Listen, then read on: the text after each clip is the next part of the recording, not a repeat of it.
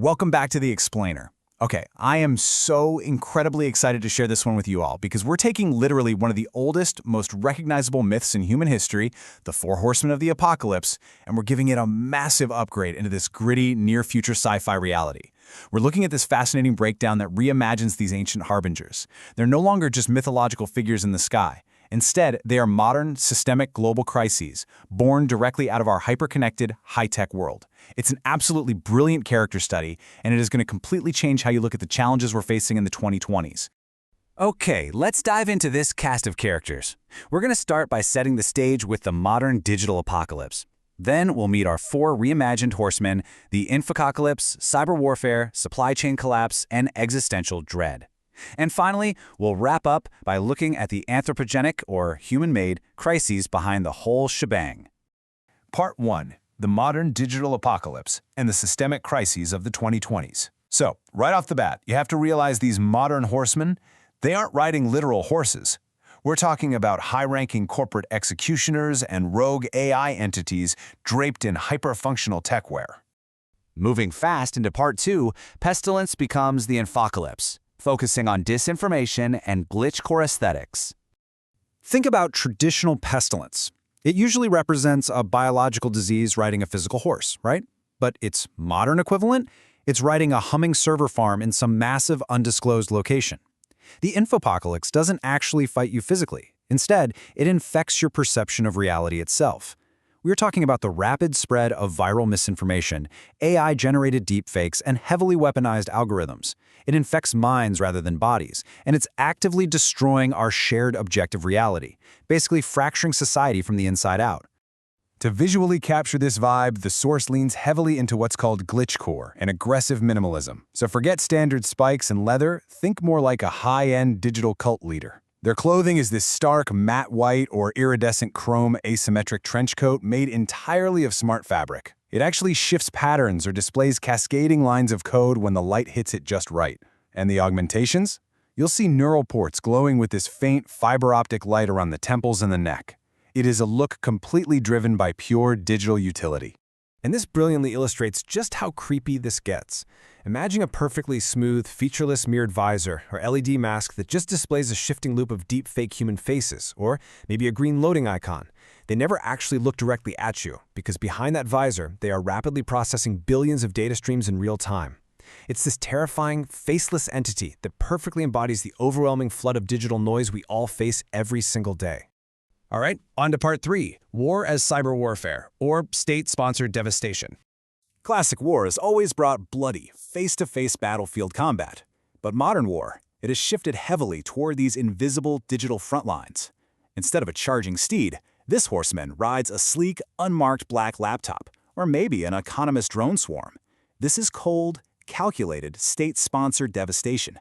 We're looking at decentralized hacking groups targeting our critical infrastructure, like power grids, banking systems, healthcare networks, all without ever firing a single bullet. It is constant, invisible, psychological, and economic warfare. Aesthetically, this persona adopts with the source terms corporate militaria. It is dark, heavily pocketed, modular tactical gear built specifically for high mobility and psychological economic infiltration. We're looking at layered, waterproof black ballistic nylon jackets, heavy utility straps, and quick-release magnetic buckles. They've got reinforced carbon fiber plating over their vital organs and a combat hood, pulled low with a rugged, filtered respirator mask obscuring their face. It is purely functional, designed to just slip right into a secured facility, dismantle it economically, and vanish without a trace. Sure, they use integrated risk displays or cyberdecks to override local security grids, but the real visceral cyberpunk imagery here is actually in their hands.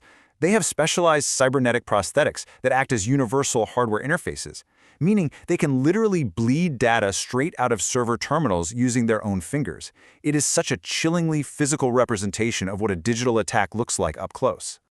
Now let's slow things down a bit for Part 4, Famine and Supply Chain Collapse, Scarcity in the Wasteland.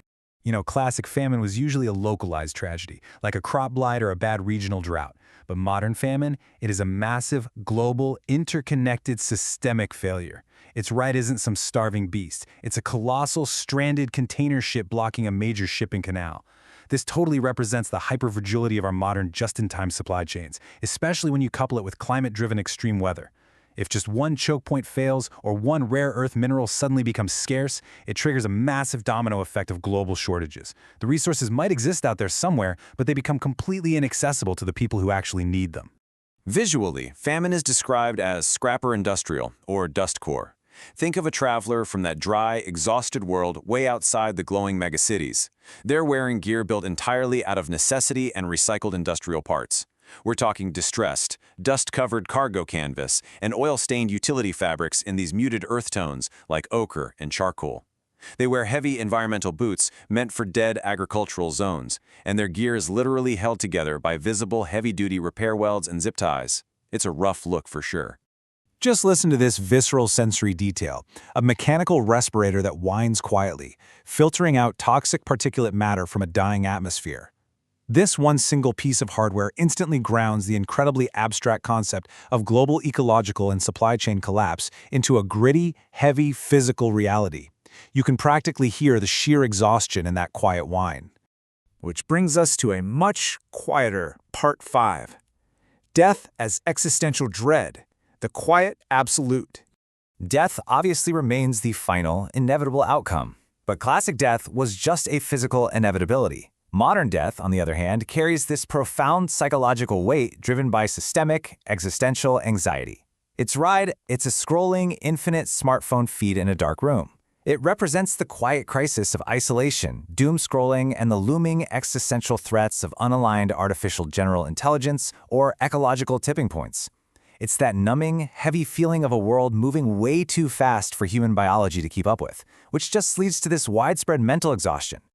Now, what's really interesting about this slide is the aesthetic, which is called biomechanical noir. This is a terrifyingly clean silhouette walking silently through neon-lit streets.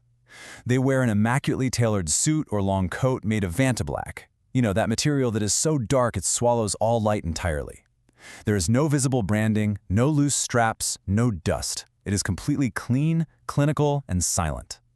Their hands are sleek, matte black chrome prosthetics with needle-fine articulation, and they wear a dark cowl revealing only a faint, cold blue or white optoelectronic eye implant. Consider this incredibly chilling detail. Where they walk, local electronics experience minor electromagnetic interference. Cell signals just drop, and screens briefly flicker to black. It's a perfect, subtle metaphor for the death of meaning in our fast-moving world.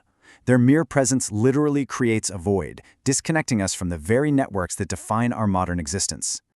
Finally, Part 6, the anthropogenic apocalypse, and our modern mythos. So, the crucial point is how all of this comes together into one overarching narrative conclusion. We've seen this stark environmental contrast between the characters, and it tells a much larger story. The infocolics and cyber warfare, they thrive in the high-tech, neon-drenched luxury of the upper corporate zones. They are the problems of hyperconnectivity and immense wealth. Meanwhile, supply chain collapse and existential dread haunt the forgotten low-tech industrial underbelly and the exhausted, dead wastelands way outside the city walls.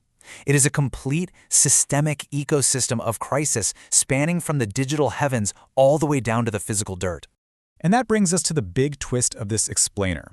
In antiquity, the original horsemen were always viewed as external forces of nature or foreign invaders sent by divine wrath, right?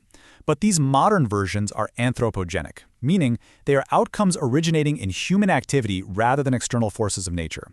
The modern horsemen are almost entirely our own creation. The algorithms, the hyperfragile supply chains, the decentralized hacking networks, the profound isolation, these are all built, coded, and sustained directly by human systems.